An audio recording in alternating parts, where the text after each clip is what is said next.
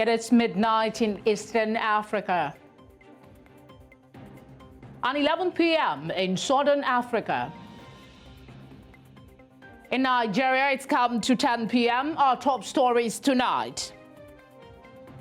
Nigeria's Chief of Defense Staff advocates non-kinetic approach to tackle insecurity. Court declares 800 billion naira 2024 budget illegal. Plateau lawmakers sacked by appeal court vow to resume. It's good to see you. Thanks for joining us. I'm Felicity Ezewuike. Our coverage begins with security matters. Nigeria's Chief of Defense Staff, General Christopher Musa, has advocated for the use of non-kinetic approach in the ongoing fight against criminality in Nigeria. According to him, no fewer than 2,000 Boko Haram terrorists, through this approach, surrendered to the troops in the height of insurgency in a West African country. Musa spoke while delivering a lecture at the opening of the National Security Course on Psychological Operations and Strategic Communication on Monday in Abuja. He was represented by the Director of Training, Defense Headquarters, Daopriye Matthew. Musa, however, said the military has upscaled the use of hard and soft power in counter-insurgency operations to contain emerging and changing nature of adversaries.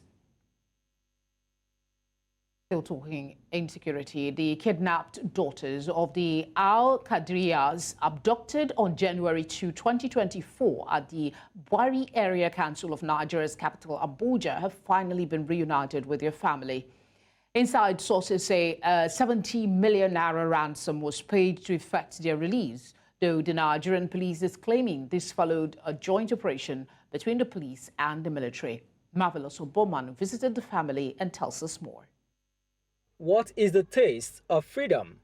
And how does it feel to be confined in an unknown place for 18 days? This is the story of Al-Kadriyar and his 5 daughters that were kidnapped from their home in the Bwari Area Council, a suburb of Nigeria's Federal Capital Territory, on January the 2nd, following the inability to raise a 60 million naira ransom as demanded by the kidnappers. One of the 5 girls, Nabiha Al-Kadriyar, was murdered in cold blood, which sparked a national uproar. With the ransom finally paid, the other 4 girls, alongside 7 other captives from 4 different families, were finally reunited with their loved ones.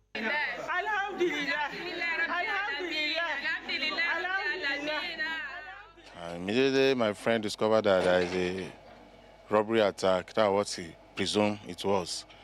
He put a distress call to his junior brother, Abdul Fatai, and that one immediately swung into action. He contacted the police, mobilized the police. He went to the scene of but unfortunately, they were ambushed. He was gunned down. This is the exact junction where police operatives and the kidnappers had a gun duel. Unfortunately, a younger brother to the victim, Abdul Fattah, lost his life. And then, of course, the 3 mobile police officers who came with him for the rescue operation were badly injured. And then 2 days after, one of the police officers lost his life. Now, if you look closely, we can still see some broken glasses on the ground. News Central visited the residence of the Al-Kadriyars as part of its efforts to follow up on the case. Now we're here at this compound, and what we noticed so far when we came here is that we can still see some broken, glasses on the floor. And of course, when you look at this particular building, right through into the wall was where a bullet penetrated inside. And of course, we also seen that the place where these kidnappers made their way into the compound is obviously showing at that gate side where you see those barbed wires folded down. This is the state capital, and all this is happening at the nose of the federal government. It is one too many cases of kidnapping in the Bwari Area Council and across the federal capital, Nigeria's seat of power, which many say ought to be the safest place in the country. They say the location of the kidnappers are known to residents and security agencies, but wonder why they are not being flushed out. These guys are, it's a stone throw here. From here, you can't drive 15 minutes. That's their enclaves. They are there, as if they have found their own colony there. I will just kindly solicit the approval of federal government for the bandits to grant them CAC approval so that we will know that they are established institution for business. Although the Minister of the Federal Capital Territory has warned against paying ransom to kidnappers. However, this becomes a tall order if you face a similar situation like the Al-Kadriyars. Citizens say government should instead live up to its responsibility and ensure the protection of lives and property. In Abuja for News Central, Marvelous Obomman. In the northeast region, after several years of displacement, the people of Logumani community in Borno State have returned home. The resettlement of the 500 households is part of efforts by the Borno State government to enable the people ravaged by insurgency to pick up the pieces of their lives again. News Central's Umaru Kirawa completes the report. One of the consequences of the Boko Haram insurgency in Nigeria's northeastern region is the displacement of thousands of persons from their ancestral homes. A sigh of relief to Alkali Abacha and other 500 heads of household of Logumani community in Gamborungala who are now being resettled by the Borno State government since their displacement during the insurgency.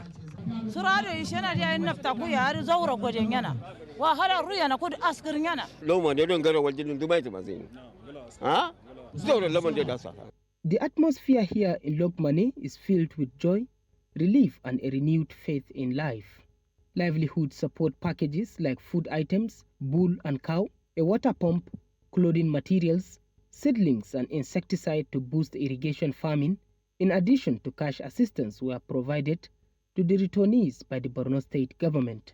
In fulfillment of our electioneering campaign promises to the internally displaced persons in Borno State, that we shall resettle them to their original localities if voted into power.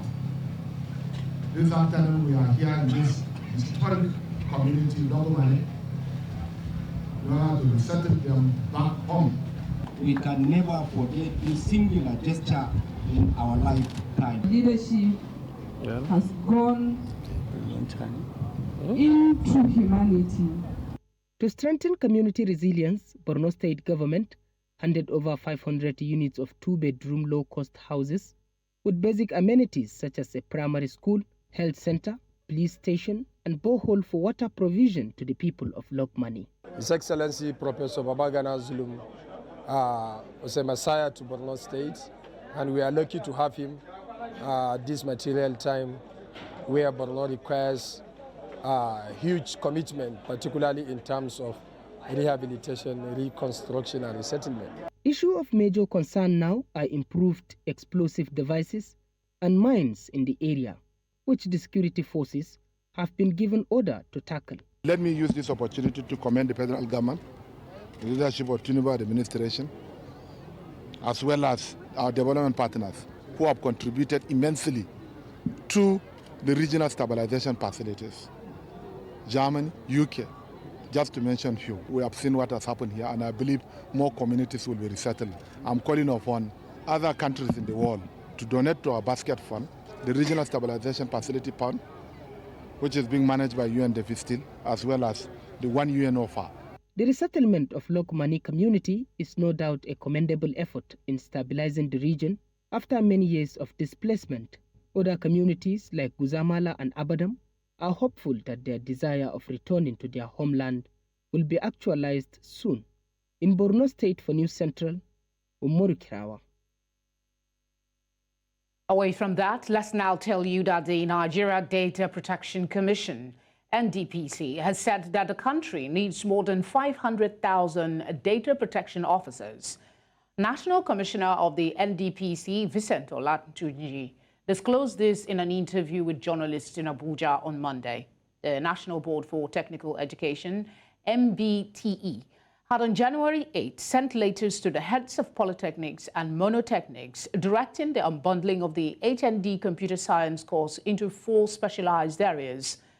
The specialized areas are artificial intelligence, networking and cloud computing, software and web development, as well as cybersecurity and data protection. According to Olatunji, the initiative gives credence to what they are doing and identifying the areas that needs to get more attention. He adds that there is a deficit of manpower in these areas, and in an area like data protection, there's a minimum need of 500,000 data protection officers. To discuss this, we're joined by Emmanuel Onuoha, Principal Cybersecurity Consultant for RHD Solutions. It's good to have you on the news. What, in your view, prompted the Commission to assert that the country requires an additional 500,000 data protection officers, and how might this need be linked to the recent developments at the National Board for Technical Education? Good afternoon. It's good to be here. Yes, cybersecurity on its own is a very, I would say, is in high demand, and talents for cybersecurity there's a serious such shortage globally, not just in Nigeria. Nigeria is also experiencing that, and I believe that the commissioner of NDPC has also seen that there's need to protect Nigerians and the data, and I'm happy that they're taking that step. And I do see that there might be need for 500,000 specialized workers in that field, but not necessarily 500,000 of them being employed all at once at the same time. So there should be strategies to break that down and employ based on the need. And then looking at the link with the National Board for Technical Education, that directive, I would say it's indirect, but it is a very good step in the right direction. It is good for Nigeria to start looking into our education and preparing Nigerians, young Nigerians, for the workforce. And this is a very good step in the right direction that the Technical Education Board is taking by making sure they call out specialized fields and try to have those polytechnics and higher institutions of learning focus on targeted specialties to ensure that Nigeria has the right skills for those young people coming up to be able to fill the gap that's needed, because we're in a transitional stage where everybody should be focusing on the digital economy right now. Let's look a bit at the specific areas identified by the Board for Specialization. Artificial intelligence, networking. You also have cloud computing, software and web development, and cybersecurity and data protection. How, in your view, does these areas align with the demand for data protection officers, as mentioned by Vincent Olatunji? Yes. So in a nutshell, data protection is a subset of cybersecurity. So for you to be a cybersecurity professional, you have to have an understanding of a couple of things. Artificial intelligence it's a driver for the digital economy. A lot of things that is being done right now, from your logistics and supply chain to how you work in the offices now has transformed. Machine learning and artificial intelligence is taking the forefront in that, in helping and making processes faster. So it is good for Nigerians to start training and looking into those areas to build that capacity, because capacity development is something that we really need. Also in networking and cloud computing, most of our data servers, on a global scale, is moving from data centers to cloud infrastructures, and we have to build the capacity to have engineers that will be able to support that type of shift. Also for software, there's a lot of you can see what's happening in Nigeria in the financial space. There's a lot of growth that's happening there in the fintech sector, and we need to have more people who would be able to step into the space and be able to provide the services that's needed here. I would like to chip in something that I'm seeing with the shortage of skills in this area. Some of our Nigerian assets are being managed by other countries. And this shouldn't be so because there should be data sovereignty that should be observed. So that simply means Nigerians' data should, critical data for Nigeria should not leave the Nigerian space, so to speak. So it should be managed by Nigerians. I've noticed that in areas such as your immigration, the data is not managed by Nigerians, it's managed by other countries. I just don't want to mention those countries, but that doesn't help for data sovereignty. So yes, in Dr. Vincent Ottaokpukpu's plan, this is a good step in the right direction to be able to enforce data protection, to be able to enforce data sovereignty.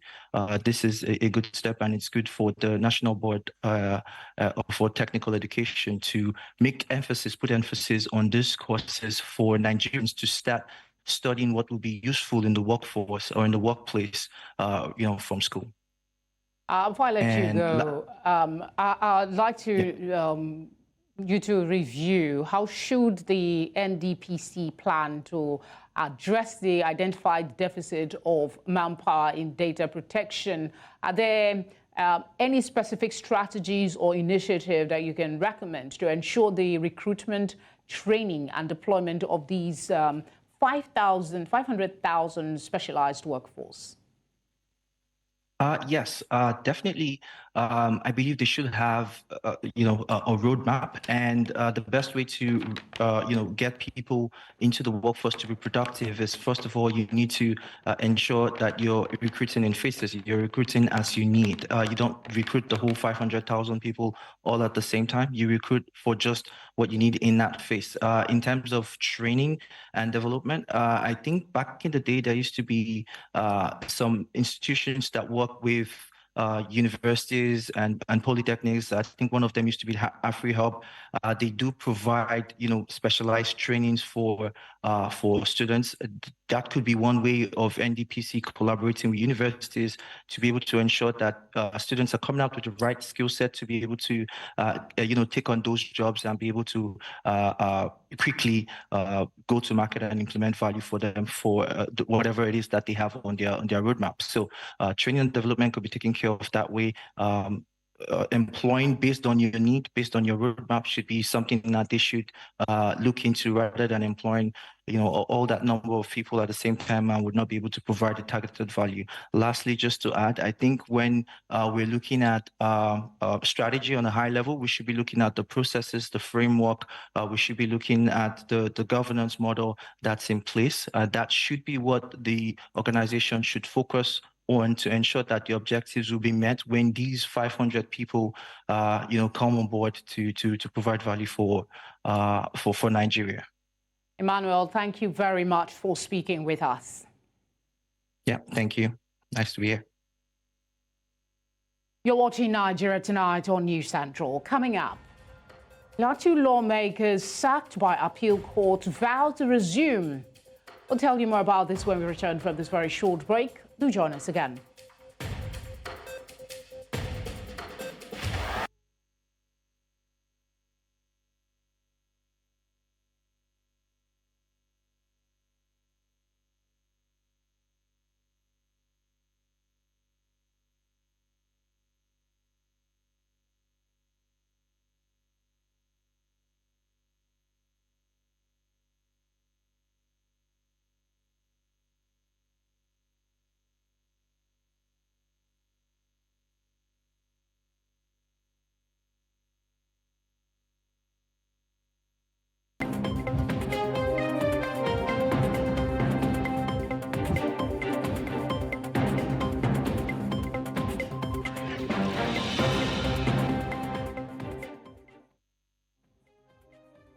If you've just joined us, you're watching Nigeria Tonight. A reminder of our top stories. Nigeria's Chief of Defense Staff advocates non-kinetic approach to tackle insecurity. Court declares 800 billion naira 2024 budget illegal. Plateau lawmakers sacked by appeal courts vow to resume. We now head back to North Central Nigeria, where the 16 lawmakers affiliated with the People's Democratic Party, PDP, have expressed their commitment to resume legislative duties despite their dismissal by the Court of Appeal. This comes as the Plateau State House of Assembly reconvenes for plenary on Tuesday. In November, the Court of Appeal in Abuja had nullified the election of all 16 members of the State House of Assembly who were elected under the PDP, citing the absence of a party structure to nominate them as candidates. During the press conference held in Jos on Monday, the group of 16 lawmakers, led by former Majority Leader Yobo Ishaku, contended that the Supreme Court's affirmation of the state governor, Caleb Mutfwang's election on the same issue, established that the PDP indeed had a valid structure to endorse them as candidates. They argued that the Court of Appeal's ruling dismissing them as lawmakers had lost its legal standing. More politics. The Federal High Court in Abuja has nullified the 800 billion naira 2024 budget signed into law by the Rivers State Governor, Simi Fubara. In December, the governor had presented an 800 billion 2024 appropriation bill to a faction of the State House of Assembly comprising 4 lawmakers. Following the passage of the budget by the lawmakers, Fubara subsequently signed it into law. The Rivers State House of Assembly became factionalized following a move by the 27 lawmakers loyal to ex-governor Nyesom Wike to impeach Fubara. The presiding judge, James Omotosho, held that everything done by the 4 lawmakers was null and void. The court also recognized Martin Amawule as the Speaker of the State House of Assembly. To discuss this, we're joined by lawyer and political analyst Vincent Ottaokpukpu. Thank you very much for joining us, Vincent. Thank you for having me. Thank you. Could you explain to us the legal basis upon which the Federal High Court in Abuja declared the 2024 budget signed by Governor Fubara as illegal, and what specific actions or provisions were considered in making this determination, to your knowledge? Okay, thank you for the question. The Federal High Court sitting in Abuja here today delivered a judgment to the effect of what you have, said on air now. The Rivers State House of Assembly activities have been characterized with a crisis since late last year, 2023.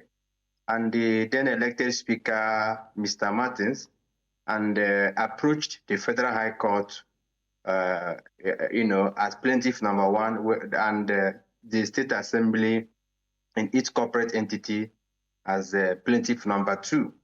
So seeking, among other things, for an order stopping the National Assembly from entertaining any question on invitation by the governor to take over the activities to make law for the people of Rivers State. 2, to stop them from any further act of impeaching him or removing him as the Speaker of the Rivers State House of Assembly, among other questions which the court considered today. Then you will recall that during the pendency of that suit, an interim order of injunction was sought by the plaintiff to preserve the rest, which the court granted on the 30th, and which the court also extended up to 7th of December 2023. Then the court warned parties to maintain status quo, not to do anything to tamper with the rest, or render which capable of rendering the judgment or any order of the court nugatory, just to preserve the rest. But while this order was in place, the Rivers State governor went ahead to present the appropriation bill before the House, that has been characterized with the crisis, which is subject matter, which is already sub judice before the court. And these 4 members, or 5 as the case they were, acted on this, they sat as the State Assembly, and approved and passed the bill into law. So the court today said that so far this action was taken when that order was subsisting, order of interim injunction.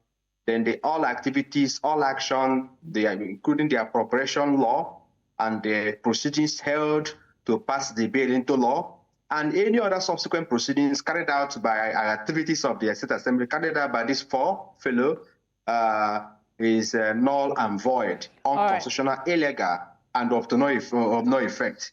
The sections that were considered by the court with respect to this are the court assumed jurisdiction and emphasized on the Supreme Court Additional Jurisdiction Act of 2002 that confers on jurisdiction of the Supreme Court to entertain a dispute between State Assembly and National Assembly against federal government and vice versa. Because earlier before now, Section 232, subsection 1 of the Supreme Court of the Constitution has bestowed on Supreme Court the authority to adjudicate on a matter between federal government and state government or federal government and each agency.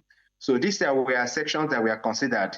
Beyond this point, the dispute as to whether the governor has the power to appoint clerk of the clerk for the State Assembly was also considered, because when the suit was pending, there was this counter motion and issues as to whether the State Civil Service Commission, as the case may be, can appoint a clerk for the State Assembly. There was a letter purportedly appointing the clerk and deputy clerk, for these 4 members. The court today have ruled that exercise was an act of illegality and has no legal backing and is unfounded in law. That the only authority by Section 93 of the Constitution, which says that the office of the clerk of State Assembly is created and also to be appointed by any law made by the state, that the only authority or law that regulates the appointment of a clerk of a State Assembly in Rivers State is the speaker that has the power under Rivers State House of Assembly Service Commission law. It's by Section 20 of that law, the speaker has the power to appoint. And then also the court voided the activities of the governor going into the State Assembly, demolition exercise carried out the structure, housing the State Assembly. All actions are nullified. All right. I mean, you're being quite extensive with the move of the court. Yes, there is still more. There is still more. Okay, but could you make it as concise as possible so we can actually cover other areas as well? Okay. Go ahead. Complete your thoughts. Okay. Okay. So apart from this, now the governor tend to have withdrawn or withheld the allocation of fund which is supposed to be paid to the State Assembly, to these Martins people, to the court held and nullified by provision of Section 121, subsection 4 of the Constitution, which says that any fund standing to the credit of the State Assembly, that the governor has no power to withhold it or for whatever reason, which is meant for the salary emolument of for the State Assembly. That is number one. Then the court now interpreted also Section 11 of the Constitution. That Section 11 gives the National Assembly power to take over. Section 11, subsection 4 say the National Assembly has power when there is a situation of overriding public interest or continuing situation in a state that can have made them unable to sit as the assembly. The National Assembly can come in and assume their role and sit as State Assembly, making law for them. So the court considered this section and said that session has not characterized, or there's no situation to warrant National Assembly to invoke their powers and take over legislative powers of the state. All right, Vincent, I'm sure there's a lot of areas to explain, but this is the news and we have very limited time. I'd like you to speak specifically. I mean, you've explained what the court's decision is, but what are the implications, if any, on the budget being declared as illegal, have on the functioning of the state government, and are there potential legal consequences for maybe Governor Fubara or any other parties that were involved in the enactment of the budget? The implication is very clear that in a democracy like ours, I've already maintained that rule of law must triumph not only in our legal system but in our body politics. Parties to a litigation must accept decision of the court in good faith, subject only to appeal process available in law, and no party should be seen to employ self-help to disparage or disrespect the order of the court. Judgment of the court is extant, sacrosanct, and subsisting. The order in the judgment have said that the appropriation law and the bail tendered as a bail and the process of deliberation and the proceedings that were carried out to pass it into law are all act of illegality.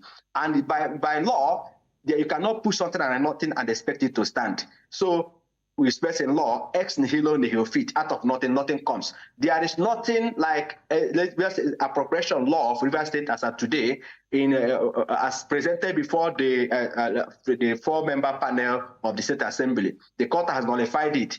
The court has also given them power. They should go. The governor should go and represent another bill to be passed into law. So that judgment is subsisting. But Section 241 and 242 and 243 of the Constitution has given the Court of Appeal power to review or affirm, uphold, or set aside judgment of the lower court, including this judgment today. Vincent, I'm sure you have so much to share with us, but we really are out of time for this conversation. We thank you immensely for your contribution.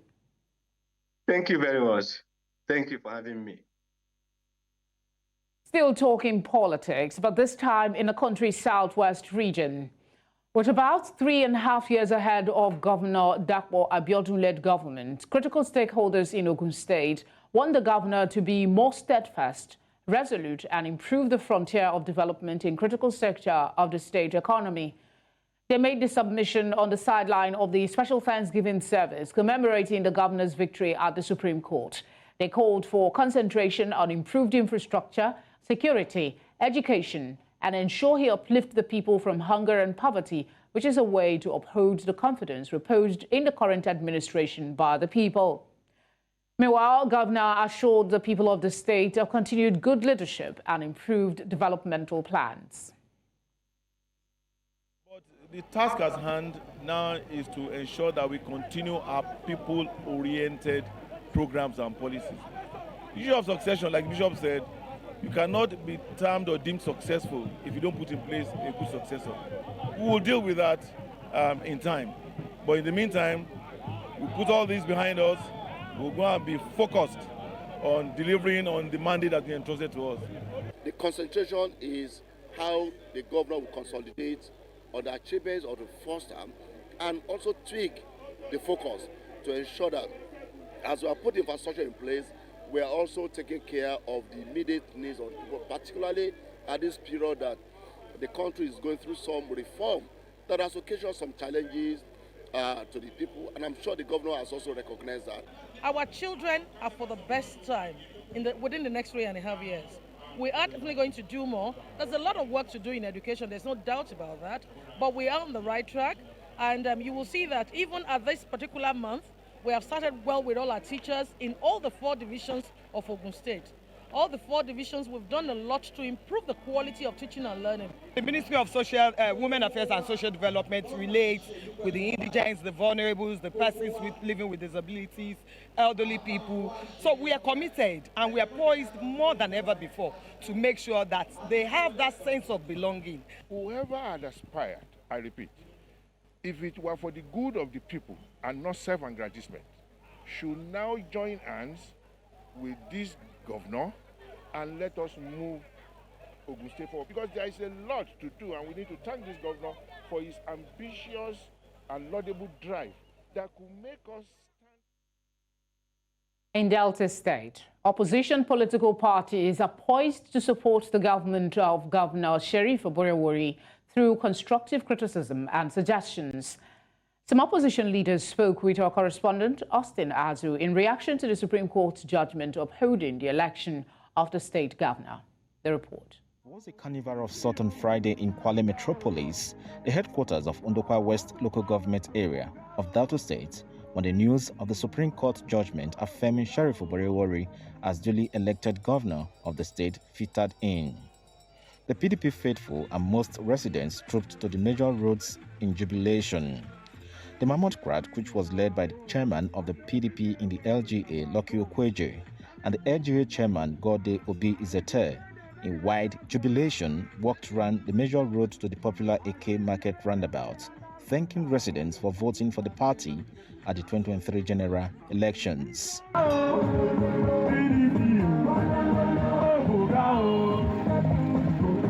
Now the celebration has died down. Focus has shifted to governance.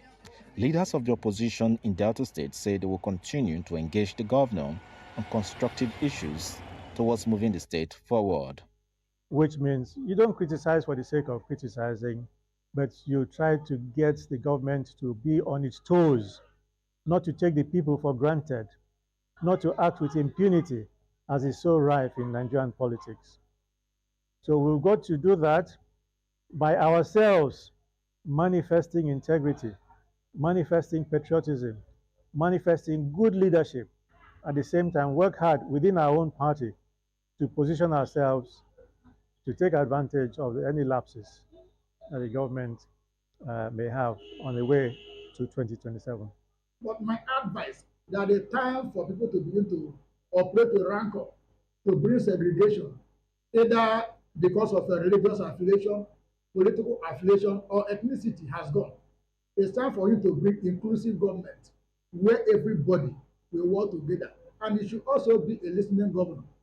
Now, when people talk, you listen to them. Though the governor has said that he would be a governor for all and open for all constructive criticism, coming days will be crucial assessing the governor's sincerity and readiness to absorb alternative views. In Asaba for News Central, I'm Austin Azu. You're watching Nigeria Tonight. Still to come. Man gets life sentence for assaulting his 3 children. We'll tell you about this when we come back. Just stay with us.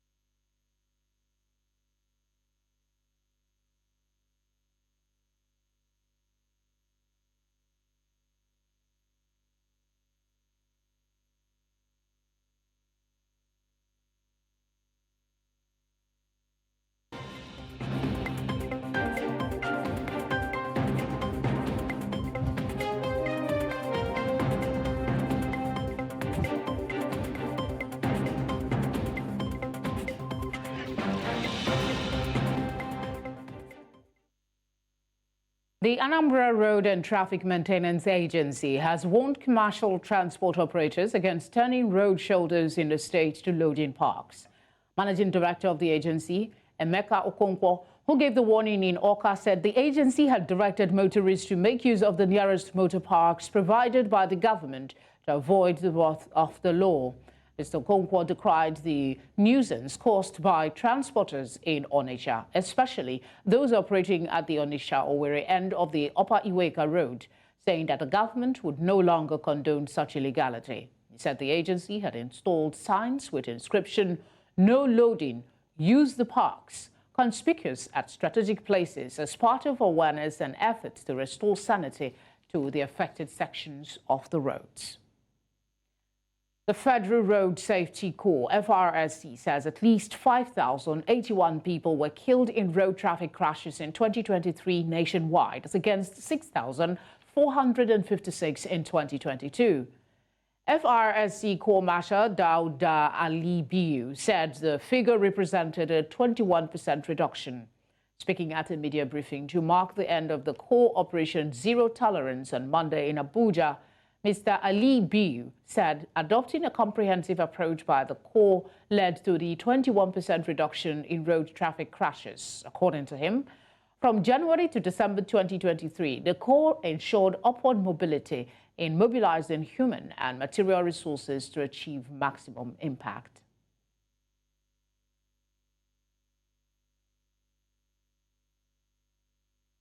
Nigeria's federal government says that the Students' Loan Scheme, which is expected to support students willing to possess tertiary education in the country, will be open to all citizens. This was revealed by the Executive Secretary of the Students' Loans Board, who briefed newsmen in Abuja, saying that the act, which was signed into law last year by President Bola Tinubu, will relieve parents from the burden of the high cost of tertiary education. Amadine Uye reports.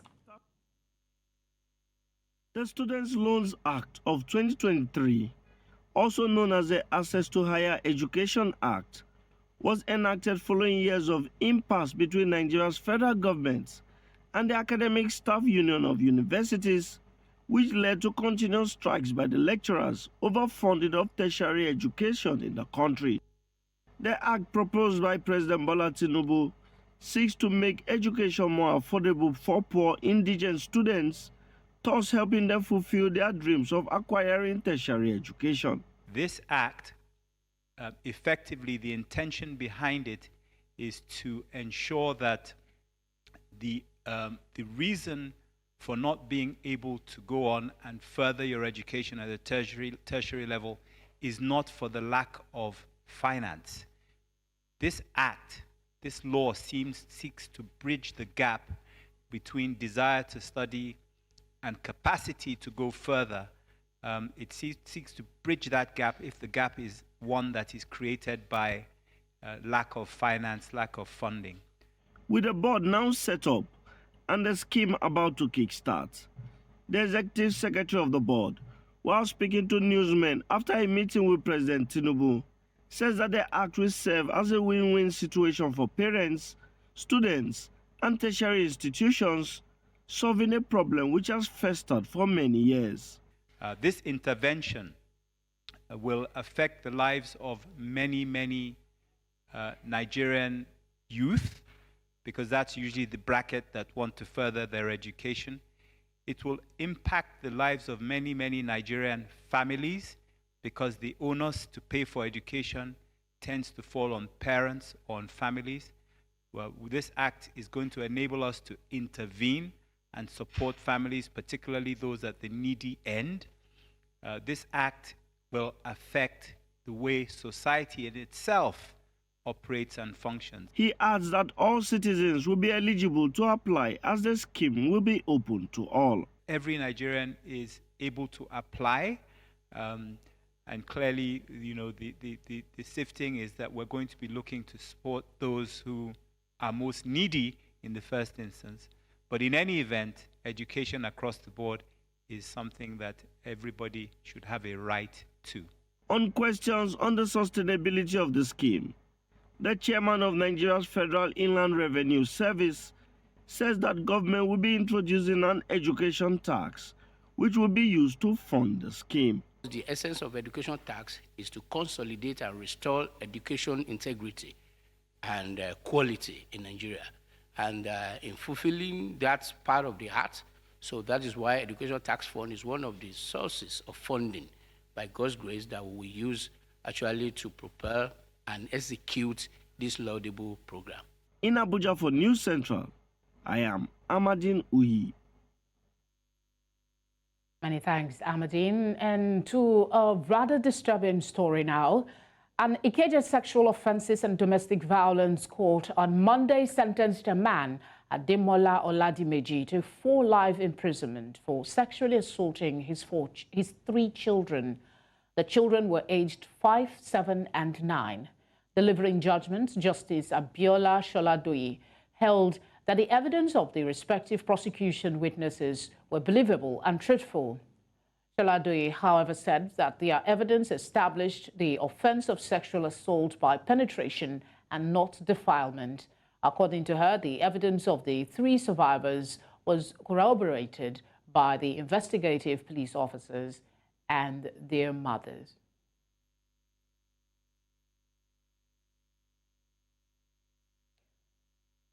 Let's now join our sports desk for the latest in the world of sports.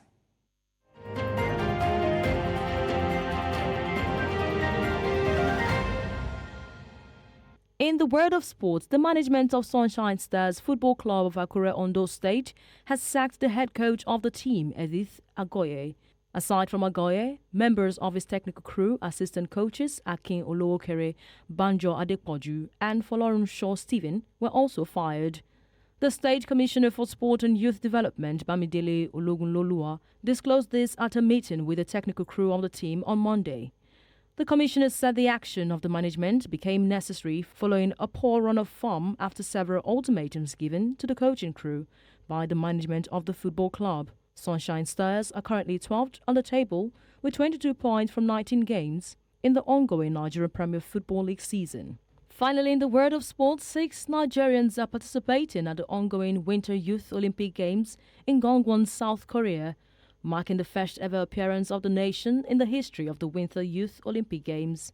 The feat, which is an unprecedented achievement, and with a delegation of 6 athletes competing in the challenging sport of curling, Nigeria has not only broken new grounds for itself, but also becomes the first African nation to qualify for the Winter Youth Olympic Games.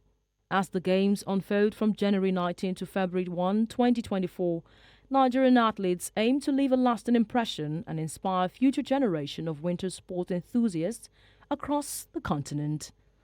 And that's it in the world of sport. I am Onyinyechi Obaro.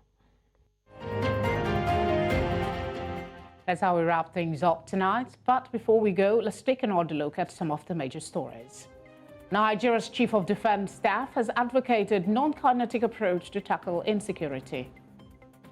Court has declared the 800 billion naira 2024 Rivers State budget illegal. We also brought you news that Plateau State lawmakers sacked by appeal court have vowed to resume. Would like to hear from you? Please send your eyewitness report to the number showing now on your screen. You can follow us on social media at News Central TV. You can also watch us live on DSTV channel 422, Star Times channel 274, Evo TV, and on YouTube. Many thanks as always for watching. Good night.